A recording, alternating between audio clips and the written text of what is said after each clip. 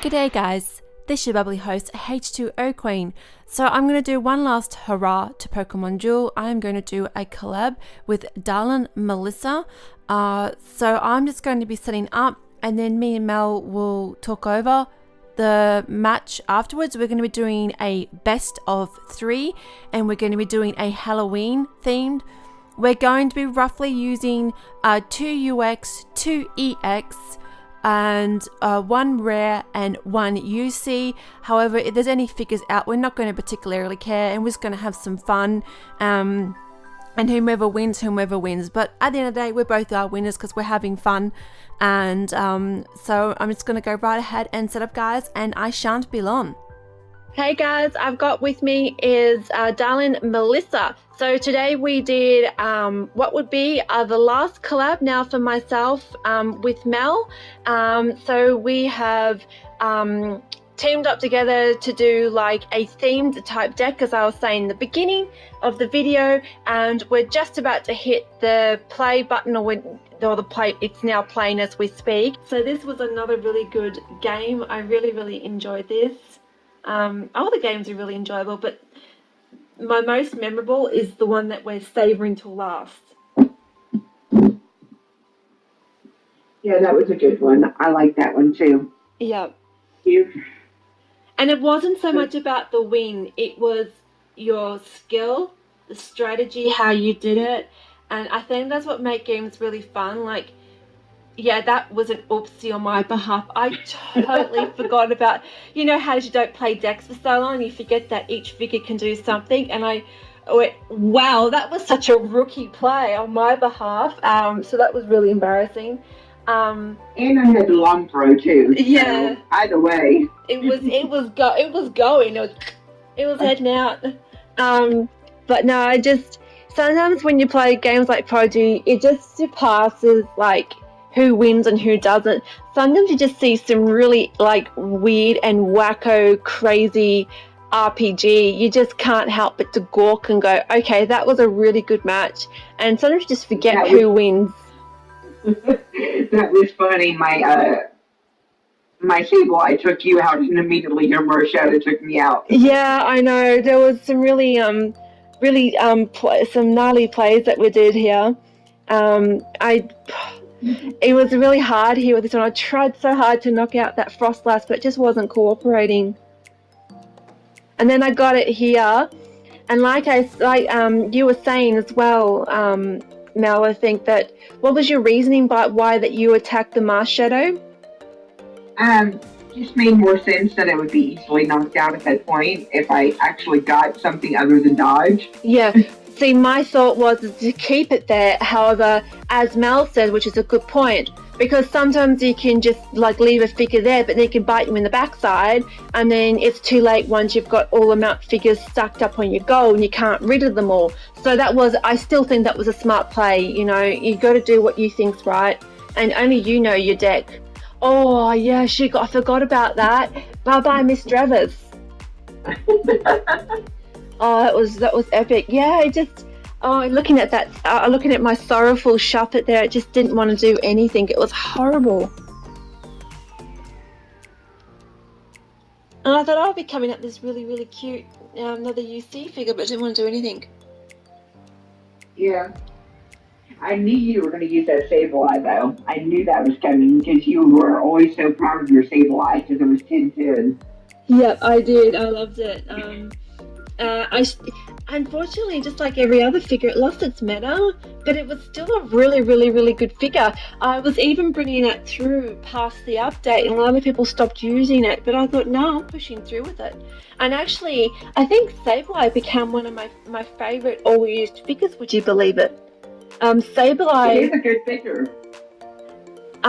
This is the favourite. Now, explain your strategy behind this one with Mimikyu as to what you did here, because that was some brilliant play on your behalf. I was just trying to get close to your goal, but I didn't want to be surrounded, so I kept Sableye where it was and put Mimikyu there, thinking that I could get, some type of play pulled off. But I think it didn't quite work out as planned, but It was all right. I think that was an absolute brilliant play because that stopped me from being able to cover my goal as well.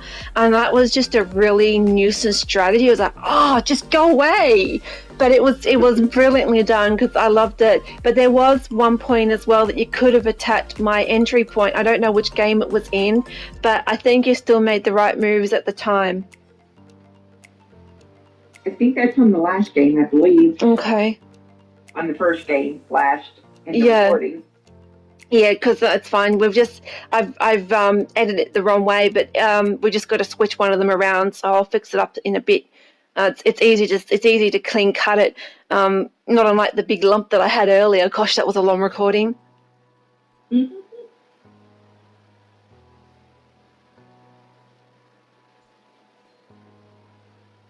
There's that Shuffit again. Mm-hmm.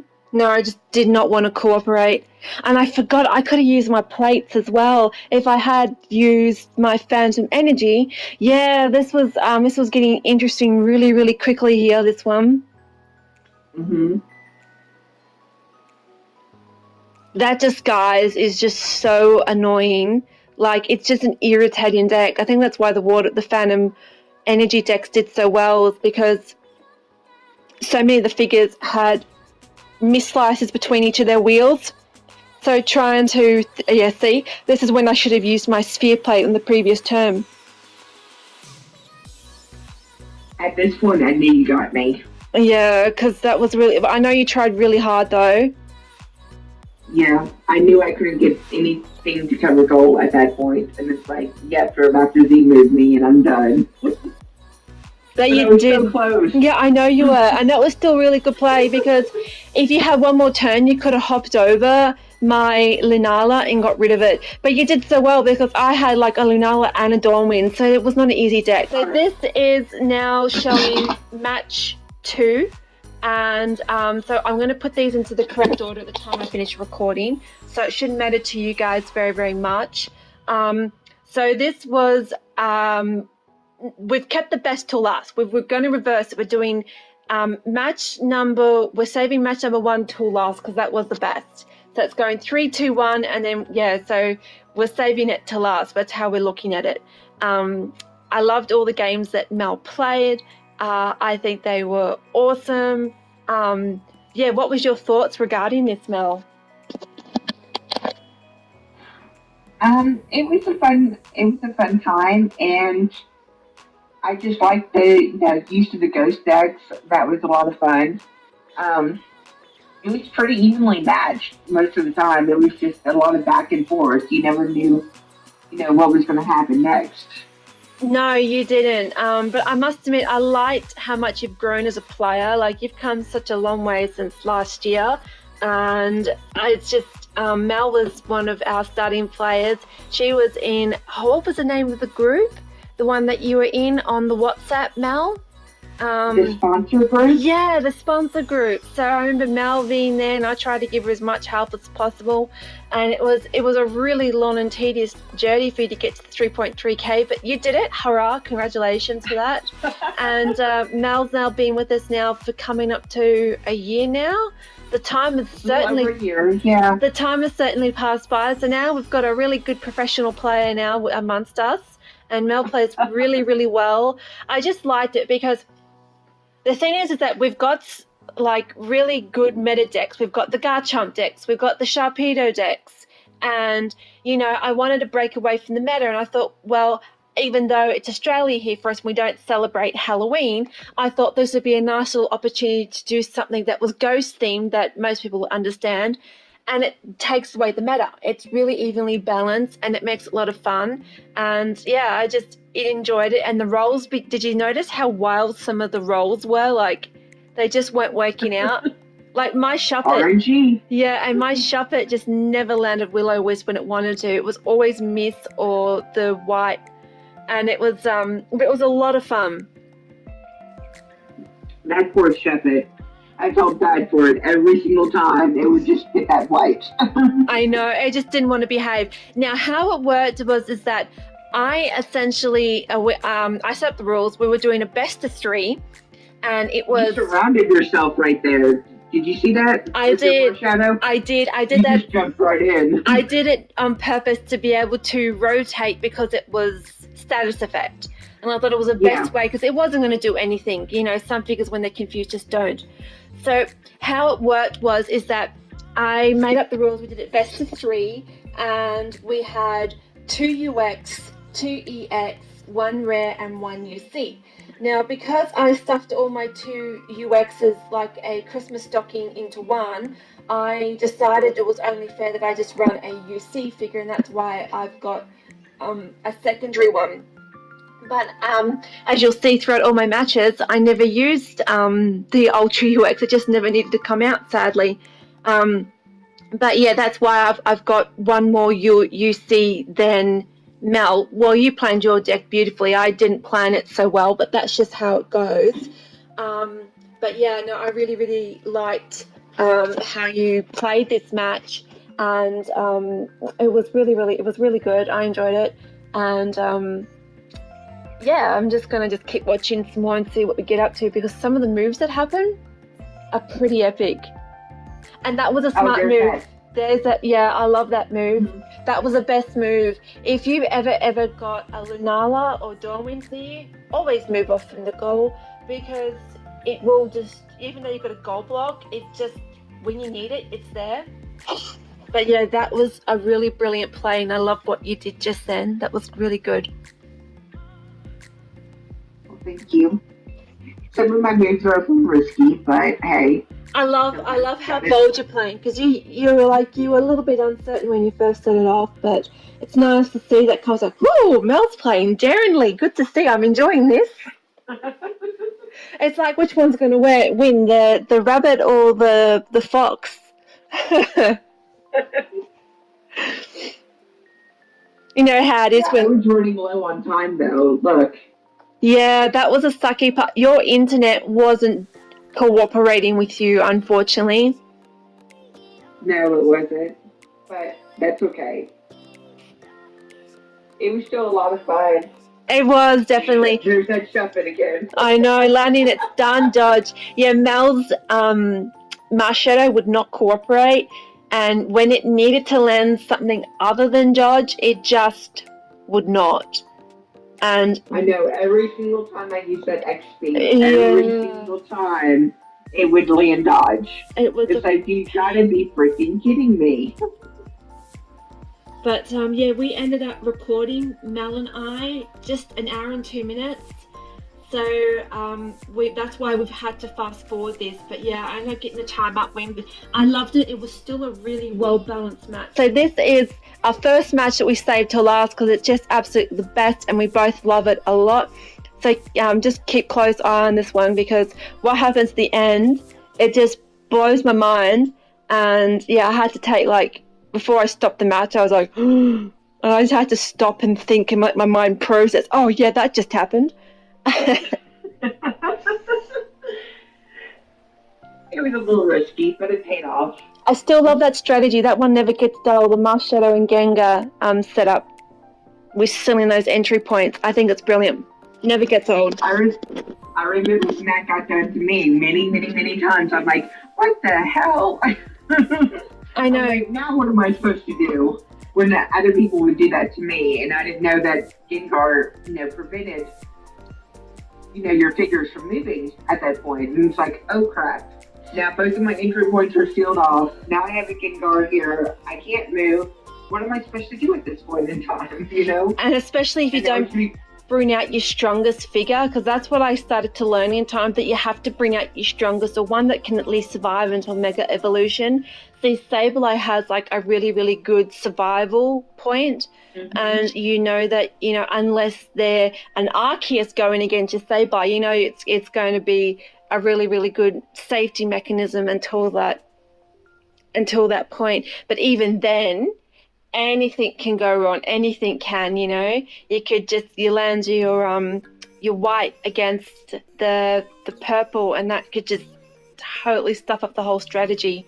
So, well, that's part of the wonderfulness of this game, why we love it so much. It's because you never know exactly how a game is going to go. Exactly. Anything can happen. You had your strategy, you try to play in your best, but there's always that RNG, and you just don't quite know if it's going to work or not. You know? Yeah. Yeah. I'm just watching this. I loved how you managed to get that. Like, if I landed anything but that, and hopefully got myself my cuts. Now, I was trying to apply pressure onto you here for this because I was actually getting panicked about myself getting taken over here, and I thought I have to put pressure. So yeah, I actually started to panic at this point. So that's why I did that. And sometimes too, when you start panicking, that's when you start to misplay as well. No, I thought it was a good play. I thought it made a lot of sense, and it definitely did put pressure on me at that point. Mm. It's like, uh-oh, now what do I do? So I'm like, okay, might as well try to get my gold under purple at this point with the Lunala, but it didn't work out that way, and that's fine. At least I wasn't knocked out. But, That was really good too that you mega evolved there, because that would have been really helping, because it's I can't remember its ability or if it's wheel size that actually what does it do that actually turns like the purple into mist. So I thought that was brilliant, and I tried again so hard to get the shut burn, it. to shove it to burn, so then that way I could disable your purple slice, and that didn't work. It just absolutely failed.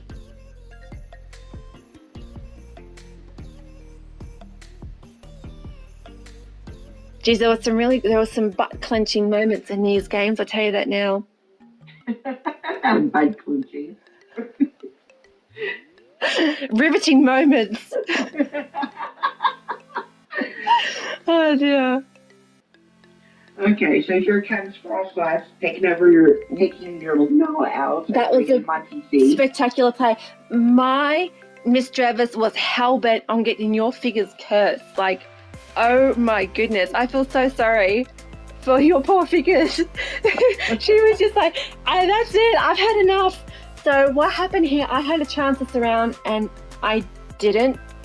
And Mel was very quick to pick up on that. You were smart to pick up on that. And the reason why I didn't is because I knew that my Z move was coming up, and I thought, but that was extremely, extremely risky as well, because if you did something, or if you did a Z move with your I've forgotten the Pokemon now, the balloon one, and if you did that, could have been really gnarly. So, I took a bit of a risk, but it paid off, because the biggest reason for that move was because my Lunala was in your PC, and I thought, with that gone, it'll balance the field, and that was the reason why I did that, but it was still risky. Yeah, I don't like the Drifloon Z move that much. If I have to use it, I will, but I try not to. It sucks, like, Drifloon has no purple Z move, which is so silly. It's all white. And Drifloon, I know, exactly. And Drifloon really needs one purple, but it's just because of its typing. So they didn't do all typings, like not every single type got a purple move, which I thought was silly. Every single Z move should get a purple slice. But not that it's going to make much difference anyways now. All right, here we go. Yeah, this is the game. The butt clencher. Hold on to the edge of your seat. Play. Yeah, still one of my favorites. It doesn't matter how often I watch this, it still blows my socks off. Here we go. Mel decided to do Let's Snuggle Forever. And it worked. Yes, it did. And I was there, like, just for a few seconds afterwards, just to let my brain process, and went, Mel just did that. She did that so boldly.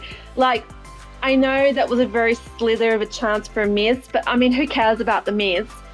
It was more so about, it was still that big chunk of white that you could have gotten. Now, that was brilliant, and I thought that was amazing. And it wasn't so, I'm happy you won, but it's when you get games like that, you don't really care about who wins or who doesn't. You just see moves like that and say, yeah, that was cool.